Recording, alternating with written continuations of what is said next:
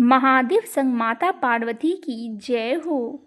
आइए भक्तजनों, सुनते हैं भगवान शिव जी की कथा, भक्ति का चमत्कार। ऋषि उपमन्यु बड़े प्रेम व्रती थे। दिन रात अपने प्रेम के प्रसून शिव जी पर चढ़ाया करते थे। न खाने की शुद्धि, न विश्राम की चिंता। वृक्षों से गिरे हुए फल ही उनका भोजन था।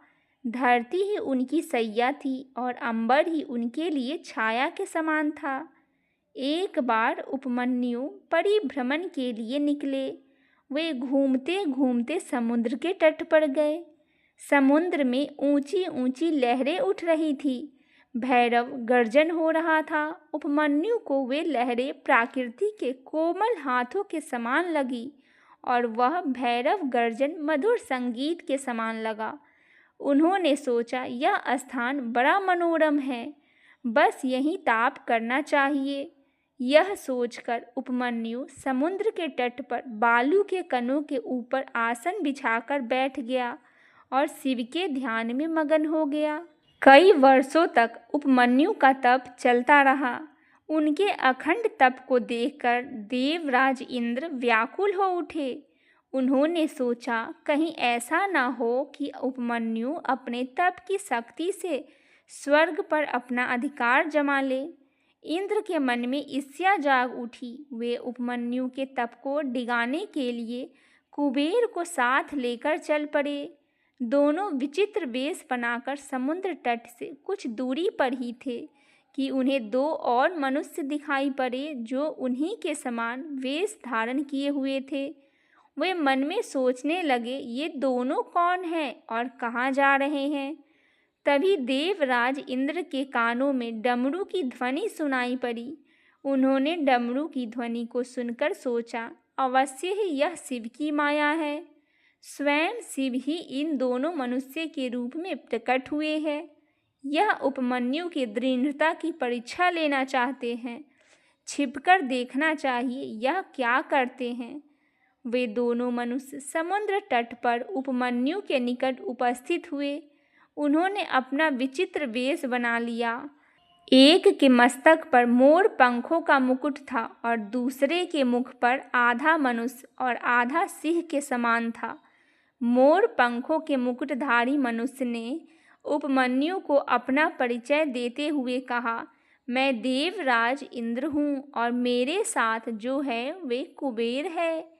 मैं आपके तप से प्रसन्न हूँ। मैं आपको स्वर्ग का वैभव देने के लिए आया हूँ।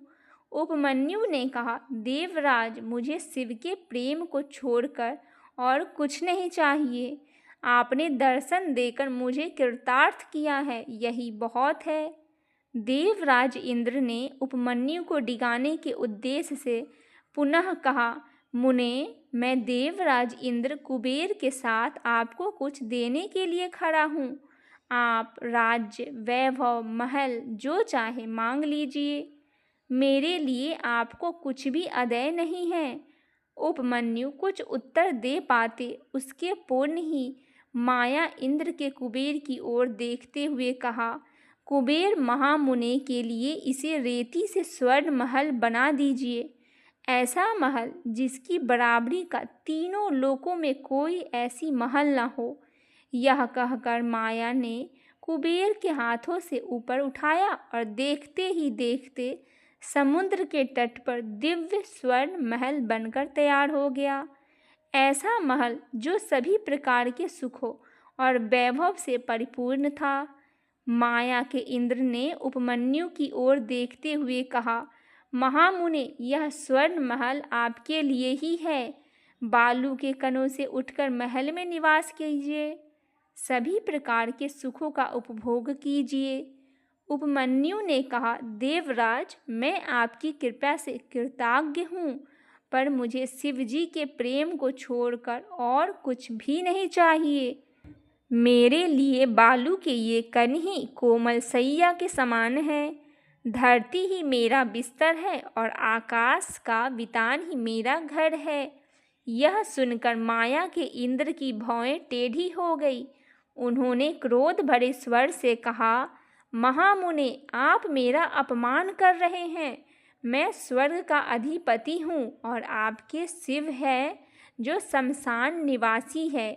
मेरे पास स्वर्ग का वैभव है, जबकि आपके नंग धड़ंग शिव के पास कुछ भी नहीं है। आप मेरे दिए हुए वैभव को स्वीकार करें, नहीं तो मैं वज्र से आपका मस्तक काट कर फेंक दूंगा। यह कहकर माया के केंद्र ने हाथ ऊपर उठाया और चमचमाता हुआ वज्र उनके हाथों में आ गया। पर उपमन्यु रंच मात्र भी विचलित और भयभीत नहीं हुआ। दृढ़तापूर्वक बोले, देवराज, मैं सब कुछ सुन सकता हूँ, पर अपने आराध्य देव शिव की निंदा नहीं सुन सकता। आपको अपने वज्र का अभिमान है तो मुझे भी शिव जी के प्रेम का बल है। मैं अभी भी शक्ति से आपके वज्र को खंड खंड किए देता हूँ।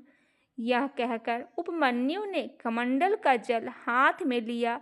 वे शिव के ध्यान में डूबकर हाथ का जल वज्र पर फेंकना ही चाहते थे कि शिव जी अपने असली रूप में प्रकट हो गए और उन्होंने कहा, बस कीजिए महामुने, बस कीजिए, मैं आपके प्रेम पर मुग्ध हो गया। आपने अपने प्रेम से मुझे जीत लिया है।